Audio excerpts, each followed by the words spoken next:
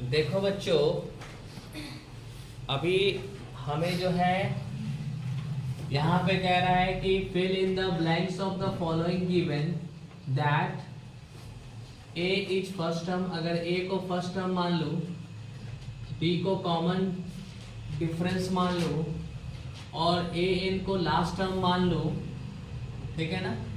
तो कह रहा है क्या कि जो आपको दिया हुआ है ये सारणी, यानी कि ये जो फिलर दिया हुआ है, इस फिलर को फिल करना है, ठीक है। इस फिलर से आपका बेसिक कॉन्सेप्ट क्लियर होगा, ठीक है ना। बेसिक कॉन्सेप्ट बिल्ड होगा इससे, ठीक है। देखो कैसे, सपोज करो पहला क्वेश्चन हमको बनाना है, ठीक है। क्या बनाना है? पहला क्वेश्चन। तो पहला क्वेश्चन में गिवन क्या है?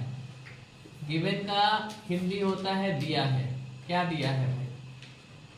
दिया है हमें, क्या दिया है?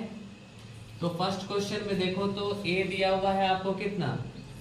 ए दिया हुआ है 7, डी दिया हुआ है 3 और एन कितना दिया हुआ है?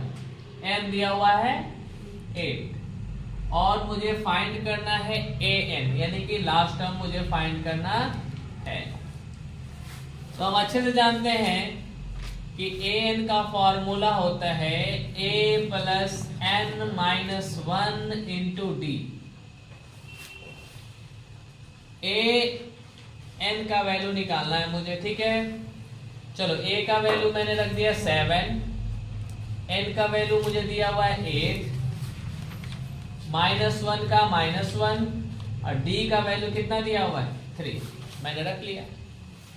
अब मैं क्या करता हूं, 7 प्लस, देखो 8 में से एक गया, कितना बचेगा? 7 गुने 3, तो 7 का 7 गुने प्लस 7 किया क्या हो जाएगा? 21, यानी कि 7 और 21 कितना हो जाएगा? 28। यानी कि हमारा जो है एन कितना आएगा बच्चों? 28। कितना आएगा? 28। यहां तक कोई डाउट है? चलिए अगला क्वेश्चन इसी में देखते हैं बच्चों। अगला क्वेश्चन में क्या गिवन किया हुआ है? अगला क्वेश्चन में गिवन किया हुआ है कि ए कितना दिया हुआ है? ए दिया हुआ है आपको -18, ठीक है। डी मुझे मालूम नहीं है, ठीक है। एन दिया हुआ है 10 और हमारा लास्ट टर्म यानी एन कितना दिया हुआ है? 0। क्योंकि हम जानते हैं कि एन का जो फॉर्मूला होता है a plus N minus 1 into D होता है। एन का वैल्यू हमारे को कितना दिया हुआ है? 0, तो 0 रख दिया। a का वैल्यू दिया हुआ है -18, तो -18 रखा। n का वैल्यू मुझे मालूम है कितना? 10, तो हमने यहाँ पर 10 रख दिया।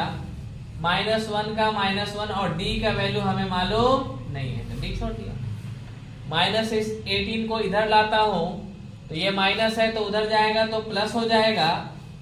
और देखिए 10 में से एक गया, कितना बचेगा? 9 और डी का डी 9 से कितने बार में कट जाएगा बच्चों?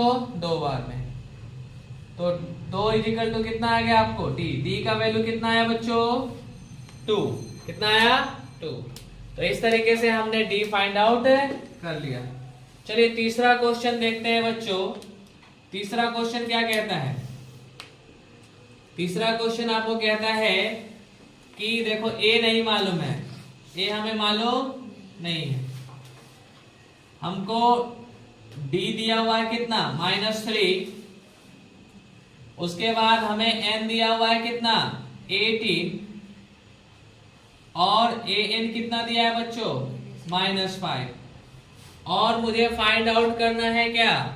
ए फाइंड आउट करना है। क्या फाइंड आउट करना है? ए। तो मैं क्या करता हूं, चूंकि जानता हूं फॉर्मूला बच्चों कि ए एन जो होता है वह किसके बराबर होता है? A plus N minus 1 into D के बराबर होता है। एन कितना दिया है बच्चों? -5, तो -5 मैं लिखता हूं। ए का वैल्यू मुझे मालूम नहीं इसलिए छोड़ देता हूं। एन का वैल्यू मुझे मालूम है 18 है तो 18 रखता हूं और -1 की जगह -1 रखता हूं। और डी का वैल्यू मेरा कितना है बच्चों? -3, तो -3 रखता हूं। यहां तक कोई प्रॉब्लम नहीं है। यहां पर -5 का 5 रखता हूं। अब देखो a का a रखता हूं और अगर 18 में से क्या होगा, 18 में से अगर क्या बोलते हैं 1 घट जाएगा तो कितना बचेगा मेरे पास, 18 में से 1 जाएगा तो मेरे पास बचेगा 17। यहां पर -3 का 3, यहां तक कोई दिक्कत है नहीं है। अब मैं क्या करता हूं बच्चों, आगे जाता हूं, -5 का 5 लिख देता हूं बच्चों। a का वैल्यू मुझे मालूम नहीं है तो मैं छोड़ देता हूं, इसको मल्टीप्लाई करता हूं, कितना हो जाएगा मेरे पास, प्लस माइनस माइनस 51। मैं इसको उधर भेज देता हूं, उधर जाएगा तो ये क्या हो जाएगा बच्चों, -5 का 5 और इसे इधर भेजूंगा तो क्या हो जाएगा, माइनस इधर भेजेंगे तो प्लस हो जाएगा 51, a का a। अब मैं 51 में से 5 घटाता हूं तो मुझे कितना मिल जाएगा बच्चों, मुझे मिल जाएगा 46। तो a का वैल्यू कितना आ गया बच्चों, 46। तो इस तरीके से मैंने a भी निकाल लिया। ओके।